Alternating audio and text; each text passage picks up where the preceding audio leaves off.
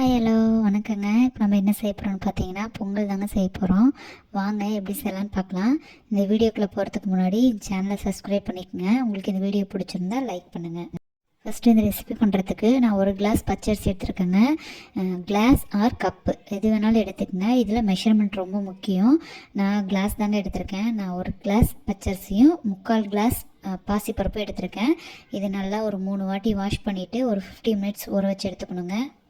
இந்த ஊறின அரிசியை நல்லா தண்ணியை ஃபுல்லாக வடிச்சிட்டு ஒரு குக்கருக்கு மாற்றிடலாங்க.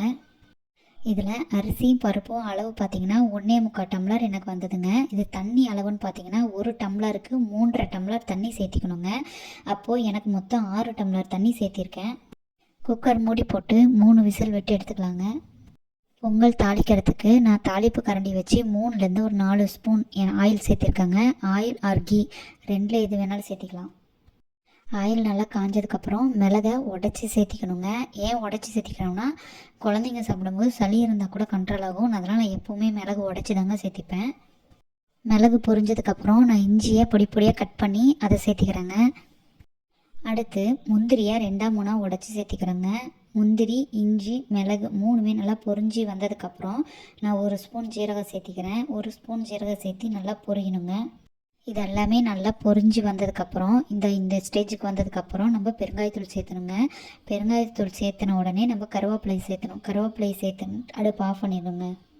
இந்த தாளிப்பை நம்ம ஏற்கனவே குக்கரில் வேக வச்ச அரிசி பருப்போடு சேர்த்திக்கணும். இந்த ஸ்டேஜில் பொங்கலுக்கு தேவையான உப்பு சேர்த்திக்கிறோங்க. இந்த ஸ்டேஜில் ஒரு கொஞ்சமாக நெய் சேர்த்திக்கங்க. நெய் சேர்த்திக்கிட்டு நல்லா முடிஞ்ச அளவுக்கு நல்லா கிளறி கொடுங்க. நல்லா ஃபுல்லாக அடியிலேருந்து நல்லா கிளறி கொடுத்துட்டு ஒரு 2 மினிட்ஸ் ரெஸ்ட்டு விட்டுருங்க. உங்களுக்கு இந்த வீடியோ பிடிச்சிருந்தால் லைக் பண்ணுங்கள். இந்த சேனலை சப்ஸ்கிரைப் பண்ணுங்கள். இப்போது பொங்கல் ரெடி ஆகிடுச்சிங்க. நான் ஒரு கரண்டியில் கவர் சேர்த்தி வச்சுருக்கேங்க. பாருங்கள், எடுத்து போடுறேன். கரண்டியில் ஒட்டாமல் எவ்வளோ அழகாக பொங்கல் வந்திருக்கு பாருங்கள். உங்களுக்கு இந்த வீடியோ பிடிச்சிருந்தால் லைக் பண்ணுங்கள். தேங்க்யூ ஃபார் வாட்சிங் எ வீடியோ.